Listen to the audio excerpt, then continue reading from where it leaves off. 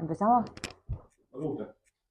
Bueno, Juan, bienvenido a la inmobiliaria. Te voy a hacer muchas consultas que me hacen los clientes, te las voy a trasladar Ujú. porque son consultas que surgen todos los días acá en la inmobiliaria y que yo creo que son importantes para que la gente las sepa y pueda a su vez respondérselas.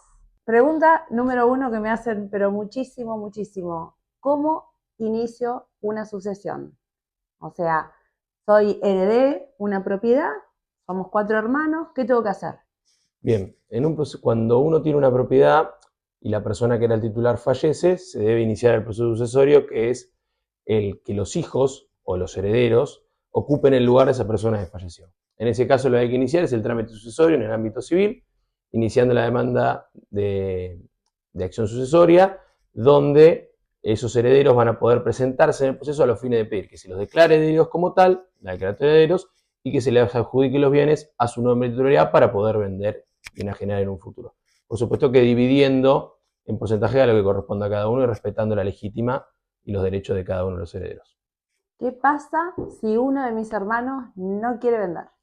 En el caso que uno de los hermanos no quiera vender, lo que se va a tratar de hacer es buscar autorización judicial para la venta durante el proceso sucesorio o intentar buscar acuerdos a los fines de que ese bien se pueda vender y pueda evitar que la no venta genere una depreciación en el valor del bien o imposibilite que tenga ese valor. Porque la otra alternativa sería la subasta o la adjudicación en condominio, que a veces no es beneficioso para las partes. Para las partes, está bien.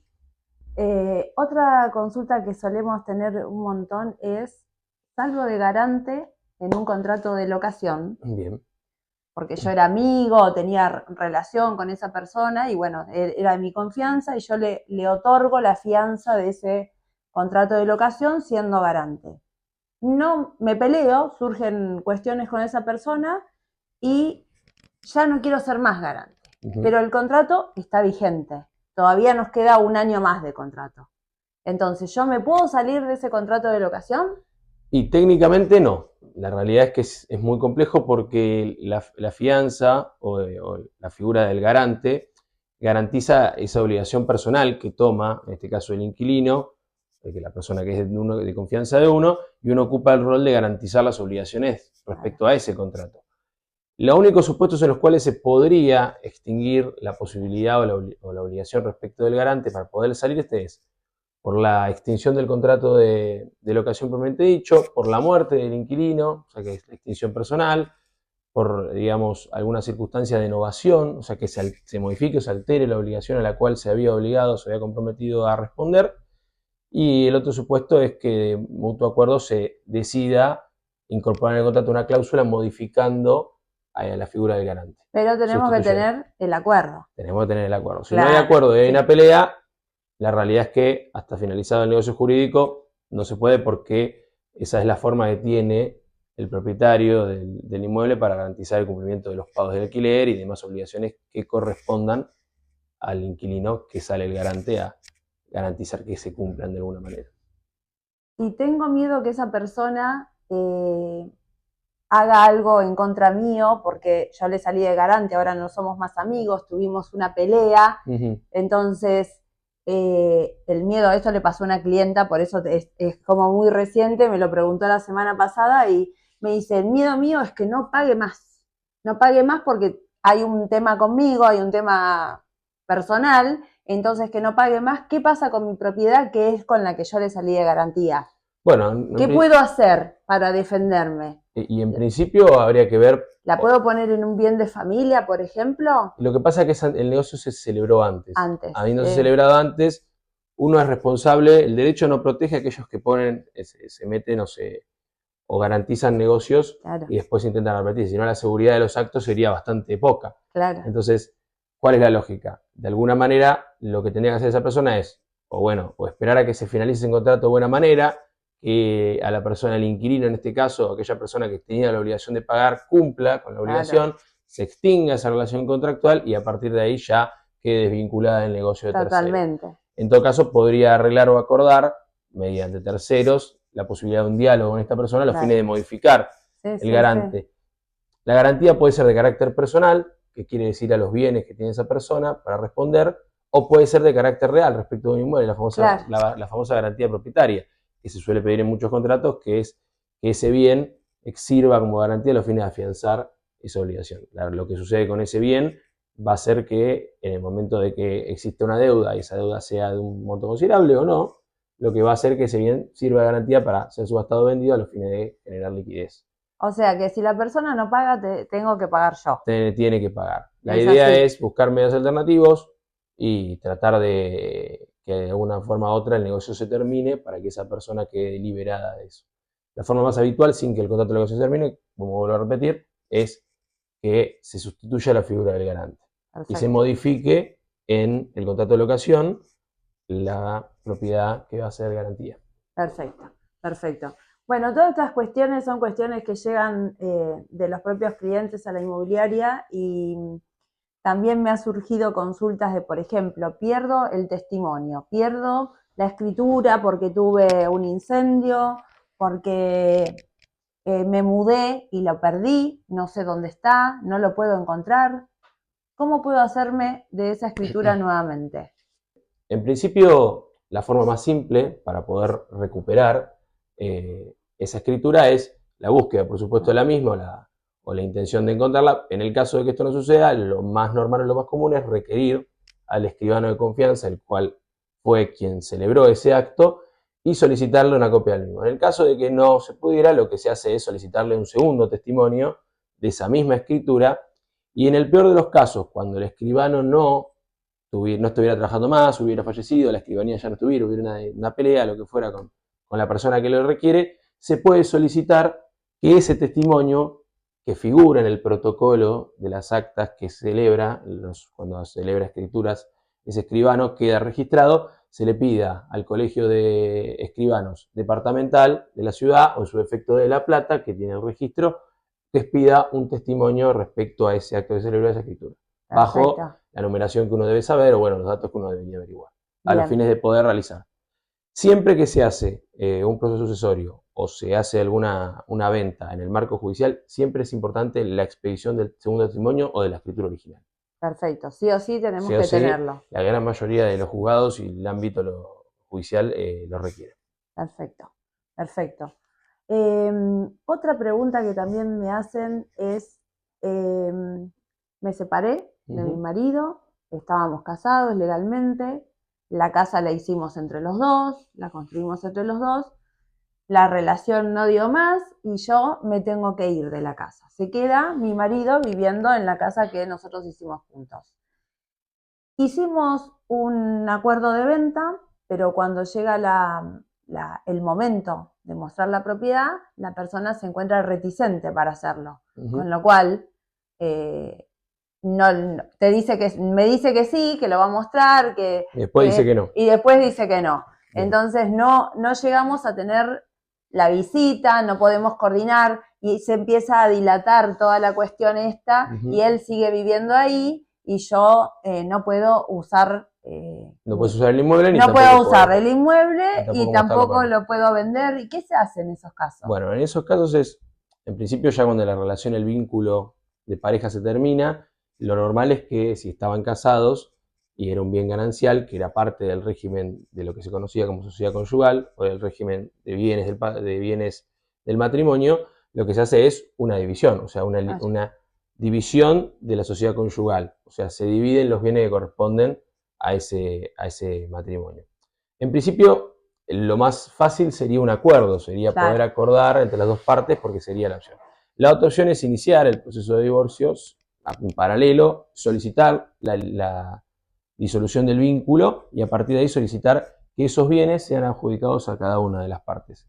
Si ese bien era parte del régimen ganancial, liquidando ese régimen ganancial, lo que vamos a conseguir es poder, por medio judicial, de alguna manera forzoso, obligar a ese cónyuge a que acceda a la posibilidad de la venta o buscarle una alternativa, a pedido, por supuesto, de esta persona, la ex mujer, a los fines de poder explicarle al juez que la idea de vender es para que cuando se divida ese bien o se adjudique y se pueda vender el bien completo, porque podría adjudicarse en condominio, se liquida la sociedad conyugal, se adjudica en condominio el porcentaje correspondiente a cada uno, 50-50, pero no se podría vender, porque solo se podría vender una parte que es indivisa, o sea, quedaría otro condominio con el adquirente de la parte de una cosa. Entonces, la ideal sería liquidar esa sociedad venderla y que cada uno tenga su parte. Y si no se puede exhibir, solicitar las medidas judiciales dentro del proceso a los fines de que la justicia le ordene a esa persona que permita la exhibición Tengo varios casos así. Exacto. Tengo varios casos. Es un problema muy habitual. Y bueno, en todo caso, si hay un uso o una disposición de un bien que correspondía a la titularidad de los dos por el régimen de ganancialidad, lo que habría que solicitar por parte de la persona que no vive ahí es un alquiler provisorio durante el tiempo que no esté. Claro. Y que ese... claro, porque esta persona se tuvo que ir a alquilar porque su casa está viviendo el marido con el que no se lleva bien. Claro, en ese caso el excónyuge, o sea, el marido debería pagarle un alquiler en compensación a la cantidad de tiempo que está utilizando el inmueble una vez iniciado el proceso. Por supuesto que para hacer todo esto y para darle prolijidad hay que iniciar el proceso judicial y hay que hacer el divorcio, la división de la sociedad conyugal, hay que tratar de alguna manera de buscar alternativas y empezar a solicitar medidas. ¿Cuál es la medida? Que para que ese bien se pueda vender de manera eficiente, hacer la intervención de un profesional del área como los martilleros y a partir de ahí buscar la mejor oferta para que el bien se venda con el valor de mercado más alto. Y eso beneficia a las partes. Eso beneficia a las partes, sí. Pero bueno, tenemos un montón de casos de o que el marido se fue y que no puede, la señora está viviendo en la casa y no puede vender, o al revés, tengo casos así y me han preguntado y digo, bueno. La solución es solicitar las medidas cautelares en el proceso a los fines de solicitar que se le exija forzosamente el ingreso al domicilio a los fines de ese acto en concreto. Perfecto. La exhibición. En todo caso, bueno, buscar una alternativa. Es un tema complejo porque muchas veces puede no salir de una manera beneficiosa o fructífera y es parte de las posibilidades. Perfecto. Pero bueno, la vía. Bueno, Juan, te voy a consultar. Tengo unos clientes que vinieron hace unos días y me dicen, tengo un departamento para vender, hace 30 años que vivimos ahí, formamos nuestra pareja, nuestra familia, a mí me lo vendió. Ese departamento es en una torre, en un complejo, de lo que nosotros le llamamos torres y complejos sindicales. Se lo vendió a esta gente el sindicato y resulta que el sindicato, llegado el momento, todo eso los vendió por boleto y esta gente no cuenta con escritura, porque eso, todas las torres, no es que particularmente su unidad funcional, sino que toda la torre está embargada por ARBA. Entonces, esta gente hace 30 años que vive ahí, pero no tienen escritura, con lo cual vender esa propiedad les baja el valor de mercado. ¿Pueden vender? ¿Cómo la venden? O sea, ¿qué se hace en esos casos? Bueno, en esos casos, que son bastante complejos, lo que generalmente... Sí, no te pregunté nada fácil, todas cosas complejas. Lo que generalmente se puede hacer, o la alternativa más funcional, por ahí para vender en ese caso, sería vender por boleto, o sea, enajenar por boleto y extender un boleto que sea correlacionado con el que ellos tienen a los fines de que ocupe su posición a futuro esa persona que quiere, digamos, hacerse de ese bien, de esa unidad funcional. En el caso de que el adquirente quiera la escritura o las partes quieran la escritura, lo que van a tener que pedir es el juicio de escrituración. Claro. Que es el proceso de escrituración y acreditar que existe este embargo respecto a las unidades, que habría que ver si afecta o no al negocio en fin, o sea, si el titular original del terreno que construyó los edificios y no adjudicó cuando se dividieron las unidades funcionales, hizo el régimen de propiedad horizontal, que debería tener un régimen con la adjudicación a cada propietario y los porcentajes del edificio de cada unidad, pues también es importante. Porque es un tema que le afecta a toda la torre. A toda la torre. O sea, a toda la torre. Entonces, en ese caso, la escrituración pedida solamente por la parte no va a ser suficiente.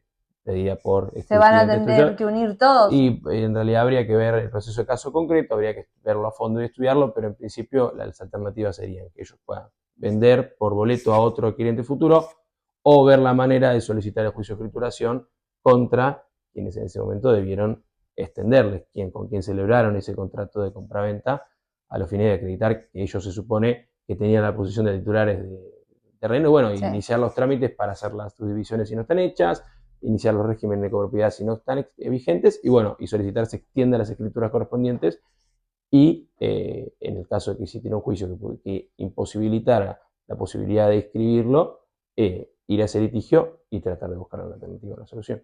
Lo que tenemos que destacar en este caso, que con todo este tema que tiene la propiedad, no puede tener el valor de mercado que tendría una propiedad que tenga escritura, o sea, que tenga su título de propiedad. Siempre el valor es otro. Siempre la escritura en mano o lo que se conoce como un negocio cerrado, finalizado, siempre tiene otro valor. Claro. Y siempre las propiedades tienen la característica o la circunstancia de que con el transcurso del tiempo y el proceso judicial y la no natural por sus condiciones judiciales o por su condición jurídica no fluyen en el comercio. Esto genera que el comercio se trabe, claro, que la propiedad pierda su valor real y que termine siendo muchas veces vendida por un valor que no es el que corresponde a los fines de poder cerrar ese negocio. Pero claro, muchas veces es una pérdida para las partes, a veces incluso se divide y bueno,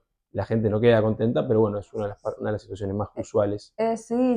Pero bueno, la alternativa siempre es judicialmente tratar de buscar una alternativa, o lo mejor siempre es el acuerdo y la negociación entre las partes, que es lo que mejor resultado da. Claro, porque ahí tenemos una torre, estamos hablando de cientos de departamentos que están en la misma situación.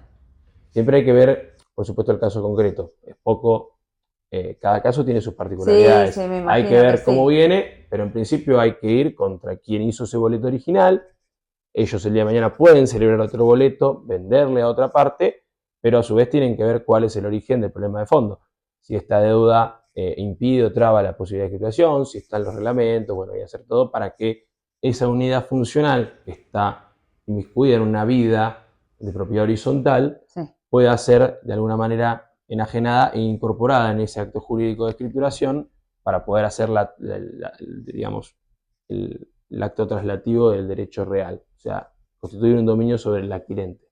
O sea, que esa persona que compra sea totalmente dueño. Claro. Porque los derechos reales te obligan a que para ser titular de dominio tengas que tener título y modo, o sea, la escritura y la tradición, que es la entrega del bien. Sin eso no va a ser titular. Lo que sí puede ser tener un derecho personal que habrá que ver contra quién esa cadena de boletos podrá permitirle escriturar. Perfecto. Juan, ¿a qué te dedicas vos en la parte de derecho inmobiliario? Si hay una persona que quiera hacer una sucesión, algún cliente que necesite, ¿vos te dedicás a hacer sucesiones? Bien, sí, nosotros somos un estudio principalmente especializado en derecho comercial, así que bueno, yo soy docente de la Facultad Nacional, de la Facultad de Derecho de la Universidad Nacional de Mar del Plata, por lo cual una de mis áreas de mayor incumbencia y mayor desarrollo es el derecho comercial, el cual por supuesto tiene muchas ramas y muchas vertientes, en la cual una de ellas es todo lo que tiene que ver con las operaciones inmobiliarias, con la compraventa, con la escrituración, con los procesos, por supuesto, más allá de que sea un ámbito civil, con el proceso sucesorio, con el proceso de familia, cuando tiene que ver con el divorcio o la extinción de los regímenes conyugales, entre todos. Todos los ámbitos del derecho que puedan estar vinculados con la actividad mercantil, de la compraventa de inmuebles o de cualquier otra operación, tenemos forma de asesorar y dar una respuesta integral a todos los temas. Está bien, perfecto. Sí, porque es bueno, porque mucha gente no sabe a quién recurrir en un caso así, más que nada los recientes herederos, por ejemplo, o la gente que recién se divorcia y tienen estos temas patrimoniales en el medio. Todos los ámbitos del derecho tienen siempre una incumbencia patrimonial. La gran mayoría de las ramas, por más de que puedan tramitar en un juzgado, en otro, o tengan su dinámica, siempre están vinculadas. Y los procesos generalmente de las sucesiones, o los procesos donde hay bienes, donde hay cuestiones que tienen un valor económico, siempre tienen una relevancia y una importancia para las personas, donde se generan muchas incertidumbres y muchas cuestiones a resolver, que son las propias que cualquier abogado que se dedique a esta área tiene que poder dar alguna respuesta o alguna alternativa para resolver el conflicto. Generalmente por vía judicial o extrajudicial o llevando a las partes a los medios que puedan dar resultados. Incluso, por supuesto, como debe pasar a vos, Paula, interviniendo como un profesional en lo que es la actividad del corretaje, generando esa conexión entre ambas partes a los fines de que los negocios se concreten. Sí, generalmente nosotros hacemos tasaciones judiciales para ese caso, Claro. o pedidas por las partes. Que bueno, eso es muy importante porque la interdisciplina, no solamente el abogado, sino los demás agentes comerciales que están vinculados directamente y son fundamentales para el desarrollo de la actividad, son aquellos que te van a permitir de alguna manera poder terminar con ese proceso y poder vender, poder tener una tasación actualizada del bien, poder Claro. presentarla en un expediente, darle soluciones al proceso y de agilizar el trámite que permita al final la venta y por lo tanto lo que le importa a las partes, que es la adjudicación del bien, la adjudicación de los fondos si el bien se vende, o bueno, o la división y las condiciones legales para cada uno de forma ordenada. Bueno, entonces nos desasnamos hoy de un montón de cuestiones que siempre está bueno explicarlas. Sí, es un tema muy interesante y bueno, lo importante, lo bueno, de alguna manera, es poder dejarles a ustedes todas esas dudas un poquito más claras y obviamente estamos acá para asesorarlos y darles el apoyo y la ayuda a nivel profesional, tanto Paula desde su ámbito, yo como yo del mío, a los fines de resolver estos conflictos y dar una solución efectiva y eficaz para las partes. Bueno, gracias Juan por visitarnos. No, gracias por el espacio.